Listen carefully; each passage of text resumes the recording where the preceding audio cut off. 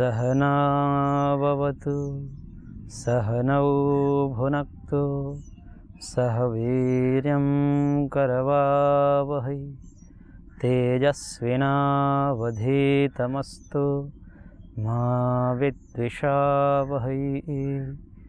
ओम शांति शांति शांति।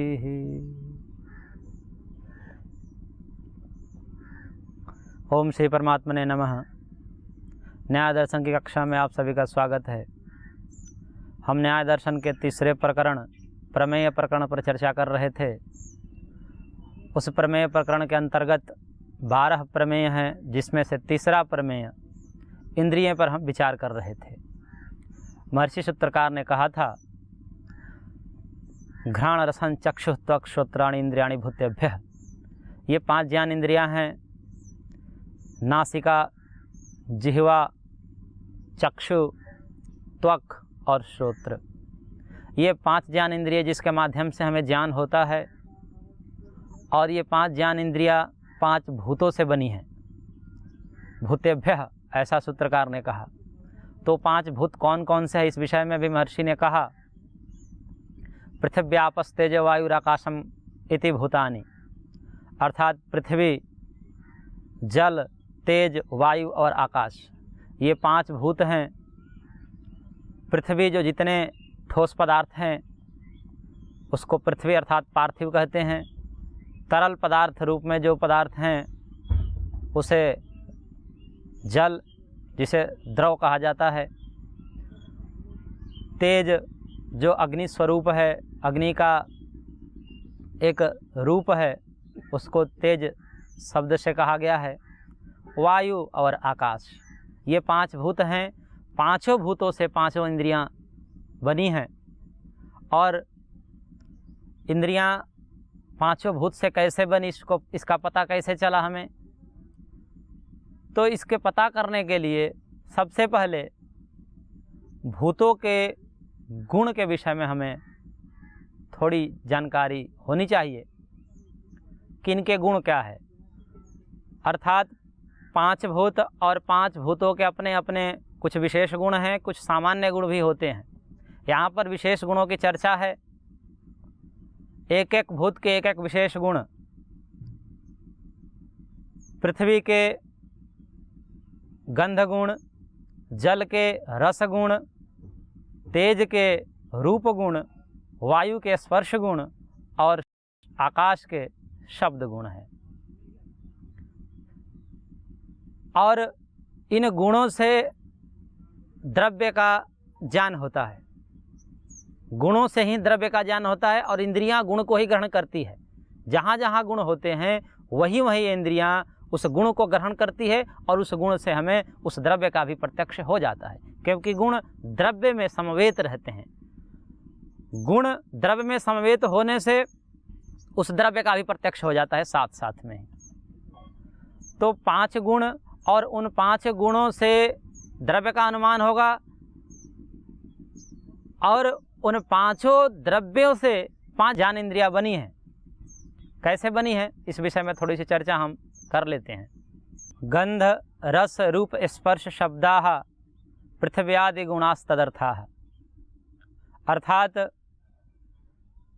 5 भूतों के ये 5 गुण हैं। इसे अर्थ नाम से महर्षि ने कहा है। अर्थात न्याय दर्शन में अर्थ मतलब विषय, जो इंद्रियां ग्रहण करती है। इंद्रियां जिसको ग्रहण करती है उसे विषय कहते हैं, उसे अर्थ कहते हैं। और ये 5 अर्थ, 5 विषय 5 भूत के होते हैं, और एक एक इंद्रियां एक एक विषय को ग्रहण करती है। जैसे घ्राण इंद्रिया अर्थात जो नासिका है वह गंध को ग्रहण करती है। गंध गुण किसका है? पृथ्वी का गुण है, इसलिए घ्राण इंद्रिया पृथ्वी से बनी है, पार्थिव है। जो पृथ्वी से बनती है उसको पार्थिव कहते हैं, जो जल से बनती है उसे जलीय कहते हैं। नासिका गंध को ग्रहण करती है और गंध गुण पृथ्वी का है, इसलिए नासिका पार्थिव है। दूसरी इंद्रिय रसना है, जिह्वा, जो रस को ग्रहण करती है, और रस गुण जो है जल का है, इसलिए रसना जलीय है, जल तत्व से बनी है, जल भूत से बनी है। और इसी प्रकार चक्षु इंद्रिया जो रूप को ग्रहण करती है और रूप गुण तेज का है, इसलिए चक्षु इंद्रिया तेज से बनी है, तेजस है, ऐसा माना जाएगा। उसी प्रकार जो समस्त शरीर में व्याप्त त्वक इंद्रियां हैं, वह त्वक इंद्रिया स्पर्श को ग्रहण करता है और स्पर्श जो है वायु का गुण है, इसलिए त्वक इंद्रिया वायव्य है, अर्थात वायु नामक भूत से बना है, ऐसा माना जाएगा। और पांचवा जो इंद्रिया है वह श्रोत्र इंद्रिय अर्थात कर्ण है, कान है, जो शब्द को ग्रहण करता है और शब्द जो है वह आकाश का गुण है, इसलिए श्रोत्र श्रवण इंद्रिय जो है आकाश से निर्मित है, ऐसा तो नहीं कहा जाएगा, आकाश स्वरूप है, क्योंकि श्रोत्र इंद्रिय आकाश से बना नहीं, आकाश ही श्रोत्र है।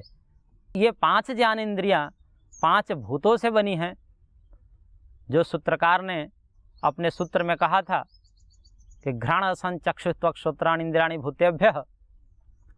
तो भूत की चर्चा हो गई और उनके गुणों की भी चर्चा हो गई, साथ साथ अर्थ नामक जो चतुर्थ प्रमेय था उसकी भी चर्चा हमने कर ली कि पांच अर्थ होते हैं, पांच विषय होते हैं, जो एक एक इंद्रियां अपने अपने विषयों को ग्रहण करती है और वो विषय नियत होते हैं। नियत अर्थात निश्चित होती है, व्यवस्थित होते हैं कि घ्राण इंद्रिया जो है वह कभी भी जब ग्रहण करेगी तो केवल गंध को ही ग्रहण करेगी, श्रोत्र इंद्रिया है तो शब्द को ही ग्रहण करेगा, जिह्वा है तो रस को ही ग्रहण करेगा, चक्षु जो है रूप को ही ग्रहण करेगा।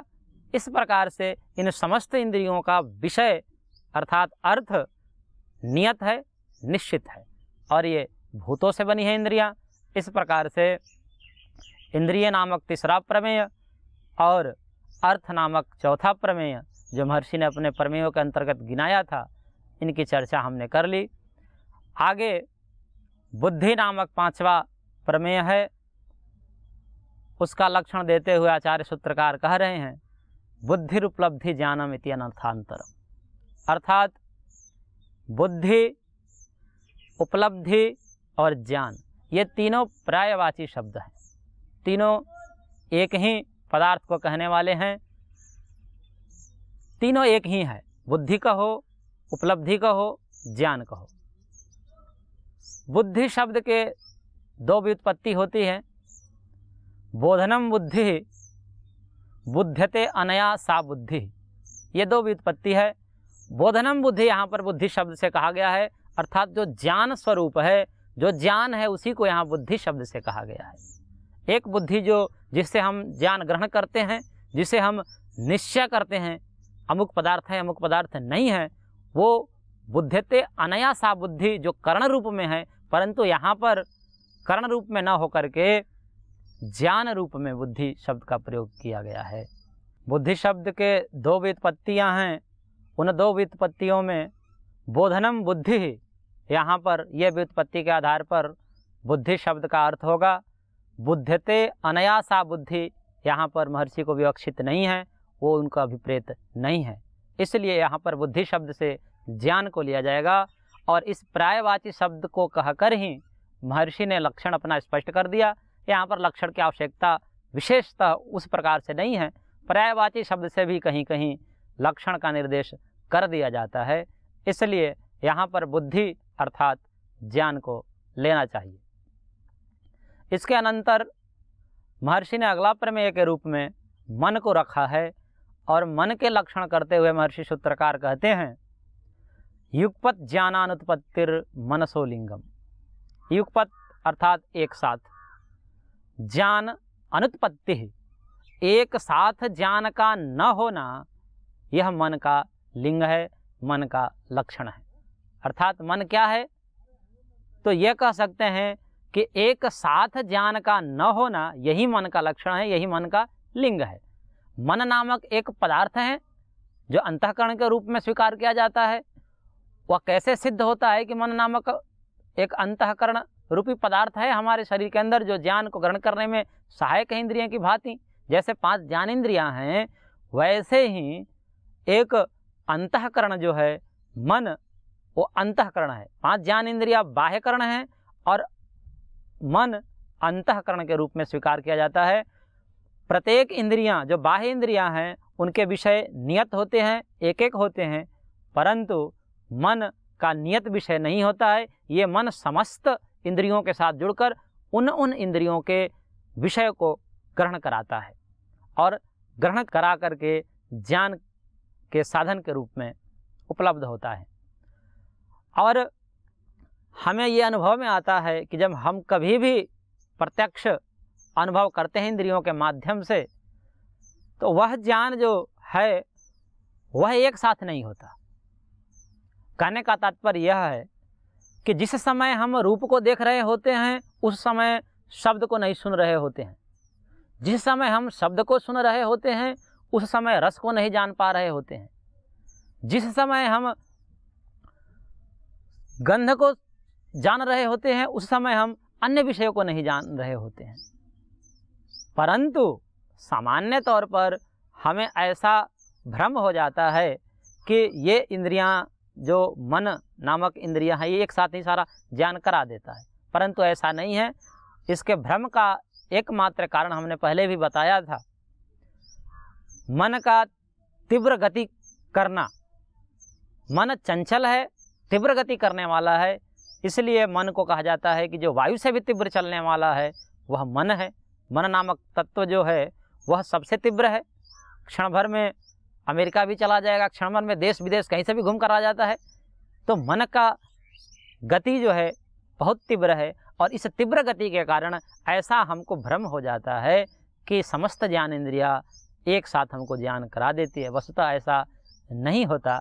कभी कभी हमारे सामने ये अनुभव में आता है कि जब हमारा मन व्यासक्त होता है, व्यासक्त अर्थात कहीं एक विषय में खोया रहता है, लगा रहता है, किसी चिंतन में, किसी स्मृति में लगा रहता है, खोया रहता है, उस समय हमारे सामने, हमारे इंद्रियों के सामने कोई विषय चला जाए, अर्थात हमारी आंखों के सामने कोई रूप आ जाए या हमारे कानों के साथ शब्द का संबंध हो जाए, फिर भी मन कहीं और लगा रहता है, मन किसी विषयों का चिंतन करने में, स्मरण करने में लगा रहता है। इसलिए वहाँ पर हमें रूप आदि का ज्ञान नहीं होता।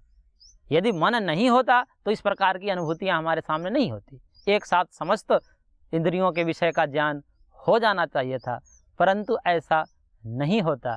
इसलिए हमें यह स्वीकार करना ही पड़ेगा कि उन इंद्रियों, विषय और ज्ञान के मध्य में एक मन नामक अंतःकरण है जो उस इंद्रियों के साथ जुड़ करके उनके विषय को ग्रहण कराता है, और वह जहाँ से संबंध हट जाता है, जिस इंद्रिय के साथ मन का संबंध हट जाता है, उस इंद्रिय के विषय को ज्ञान नहीं कर पाते हम।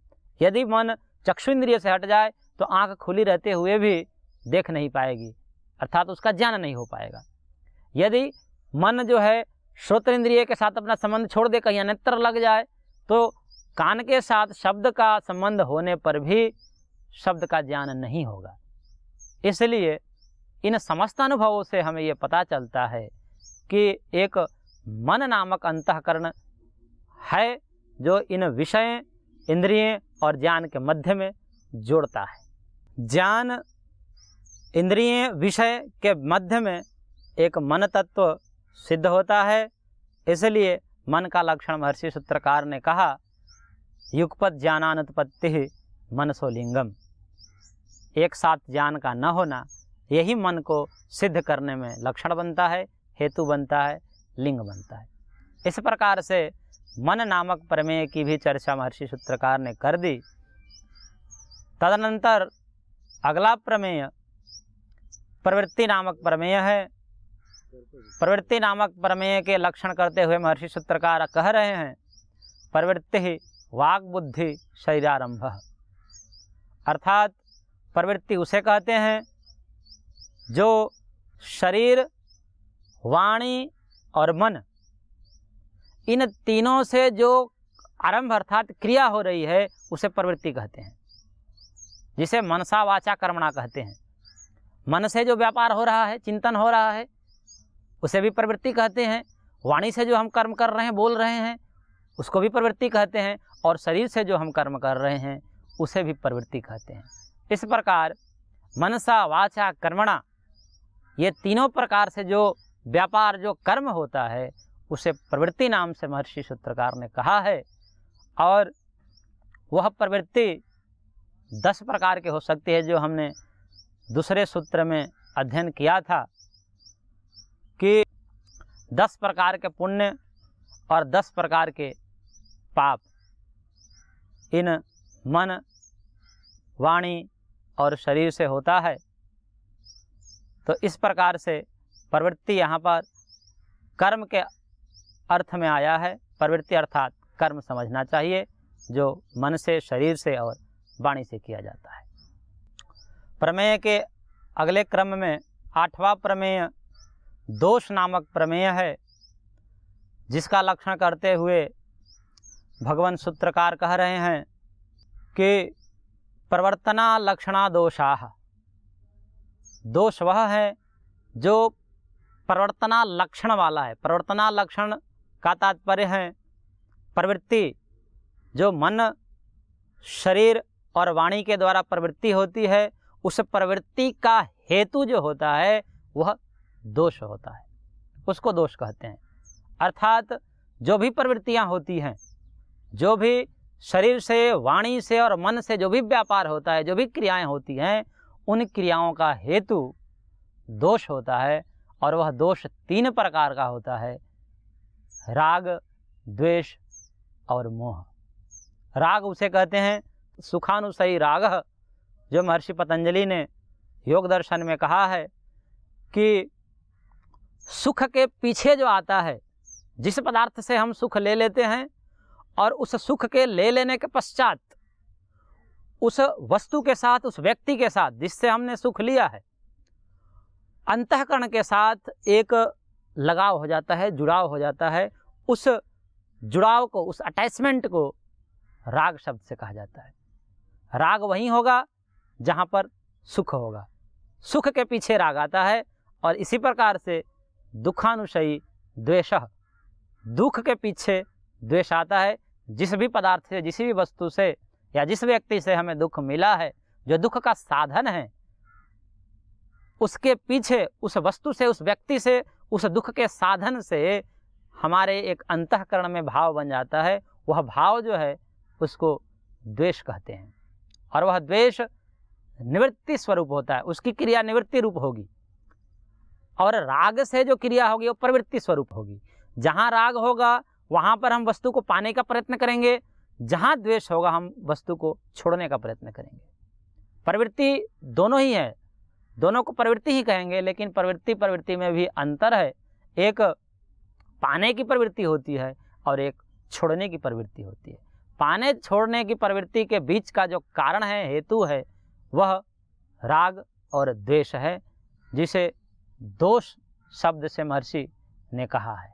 जो भी हम कर्म करते हैं, शरीर, वाणी और मन से जितने भी प्रकार के कर्म होते हैं, वह समस्त कर्म का मूल दोष होता है। अर्थात राग और द्वेष के कारण ही सारे कर्म संपादित होते हैं इस लोक में। अपवाद के रूप में जो जीवन मुक्त पुरुष हैं, जो सिद्ध हैं, जो साधु हैं, जो सन्यासी हैं, उनका कर्म रागमूलक, द्वेषमूलक नहीं होता है, अपितु वो निष्काम कर्म होता है। बाकी जो भी व्यक्ति हैं, उन समस्त व्यक्तियों का कर्म रागमूलक, द्वेषमूलक, मोहमूलक, इन्हीं 3 के अंतर्गत समाहित हो जाते हैं। जैसे किसी भी कर्म को आप ले लीजिए, एक सड़क पर खड़े हो जाइए, जितने भी लोग भाग रहे हैं, आ रहे हैं, जा रहे हैं, उन समस्त कर्म के मूल में यदि देखा जाए तो 2 ही चीज़ है, या तो राग है उनके प्रवृत्ति के पीछे, या तो द्वेष है। या तो उनकी प्रवृत्ति किसी को पाने के लिए हो रही है या किसी को छोड़ने के लिए हो रही है। 2 ही कारण हैं और इन 2 ही कारण को दोष शब्द से कहा गया है, जो प्रवृत्ति का जनक है, प्रवृत्ति का हेतु है, कारण है। महर्षि भगवान कपिल भी अपने सांख्य शास्त्र में कहते हैं, न रागादृते तत्सिद्धि प्रतिनियत कारणत्वात्। अर्थात रागादि के बिना किसी भी प्रवृत्ति की सिद्धि नहीं होती है। प्रायः जो कर्म हम देखते हैं लोक में, उन समस्त कर्म के मूल में राग और द्वेष ही होता है। अपवाद स्वरूप साधु संत सन्यासी जो जीवन मुक्त पुरुष हैं, उनके कर्म रागमूलक, द्वेषमूलक, मोहमूलक नहीं होते हैं, अपितु वह निष्काम कर्म होते हैं। लेकिन यहाँ पर प्रायः जो कर्म होते हैं उन कर्मों को यहाँ पर कहा गया है, और उन कर्मों का कारण हेतु राग और द्वेष ही होता है। राग, द्वेष, मोह ये तीनों होते हैं। इसलिए महर्षि सूत्रकार ने दोष के लक्षण करते हुए कहा प्रवर्तना लक्षणा दोषाः। इसके अनंतर अगला प्रमेय प्रेत्य भाव नामक प्रमेय है, जिसका लक्षण महर्षि सूत्रकार करते हैं पुनरुत्पत्ति प्रेत्य भाव। पुनः उत्पत्ति प्रेत्य भाव। आत्मा को पूर्व शरीर जो प्राप्त था, उस शरीर को छोड़ करके किसी अन्य शरीर को धारण करना, यह पुनरुत्पत्ति है। पुनः उत्पत्ति, किसकी उत्पत्ति? आत्मा का पूर्व शरीर के साथ जो संबंध था, उस संबंध विच्छेद हो गया, जिसको मृत्यु कहते हैं। और उस संबंध विच्छेद के बाद जो आगे वाला अनंतर वाला शरीर के साथ संबंध बनता है, उसको भाव शब्द से कहा गया है। पूर्व वाला शरीर को आत्मा छोड़ दिया, उसको प्रेत्य संज्ञा दी जाती है। आत्मा जो शरीर को छोड़ देता है उसे प्रेत्य कहते हैं। आत्मा का पूर्व शरीर के साथ संबंध हट जाना और उत्तर शरीर के साथ संबंध बन जाना, यही प्रेत्य भाव है, यही पुनरुत्पत्ति है। पूर्व शरीर को आत्मा के पास कुछ कर्माशय होते हैं जो पूर्व जन्म को लेकर आता है। वो उस पूर्व जन्म से के कर्माशय के अनुसार यह पूरा जन्म चलता है, जिसका फल है जाति, आयु और भोग। उस जाति, आयु और भोग को भोगने के पश्चात वो कर्माशय समाप्त हो जाते हैं, जिसका फल होता है मृत्यु। और उस मृत्यु के बाद फिर एक नया विपाक वहाँ पर आता है। उस नया कर्माशय के विपाक स्वरूप फिर एक जाति और आयु भोग मिलता है, जिसको पुनर्जन्म कहा जाता है। इस प्रकार से पुनरुत्पत्ति प्रेत्यभाव, ये प्रेत्यभावक नामक अगला प्रमेय महर्षि ने कहा है। और यह एक वैदिक सिद्धांत है, शाश्वत सिद्धांत है, कोई मनगढ़ंत नहीं है। इसके प्रति कारण है, वह कारण आगे, अभी तो लक्षण किया महर्षि ने, आगे इसकी परीक्षा करेंगे कि वस्तुतः ये प्रेत्यभाव कहीं कपोल कल्पना तो नहीं है। ये सारे अभी जो सिद्धांत हम पढ़ रहे हैं, जो लक्षण पढ़ रहे हैं, वो समस्त लक्षण केवल लक्षण मात्र है, इनकी परीक्षा की जाएगी। प्रेत्यभाव के अनंतर 10वां प्रमेय के रूप में फल नामक प्रमेय है, जिसका लक्षण महर्षि सूत्रकार कर रहे हैं। प्रवृत्ति दोष जनितो अर्थः फलम, अर्थात प्रवृत्ति प्लस दोष, इसका जो परिणाम होता है वह फल होता है। फल के पीछे कर्म होता है और वह कर्म दोष मूलक होना चाहिए। दोष मूलक कर्म ही फल देने वाला होता है। यहाँ पर कौन सा फल अभिप्रेत है? तो यहाँ पर जन्मांतर रूप फल अभिप्रेत है, जो आत्मा को देहांतर की प्राप्ति कराता है, अगला देह धारण करवाता है। वह फल यहाँ पर अभिप्रेत है, जिससे सुख दुख मिलता है। और वह सुख दुख का कारण कौन सा कर्म होता है? तो समस्त कर्म फल का कारण नहीं होता। जिस कर्म के मूल में राग, द्वेष और मोह होता है, वही कर्म फल को देने वाला होता है। वही कर्म कर्माशय के रूप में संचित होता है, जो कालांतर में परमात्मा के विधान स्वरूप फल की प्राप्ति कराता है, देह धारण कराता है। शेष आगे की कक्षा में। ओम शांति शांति शांति।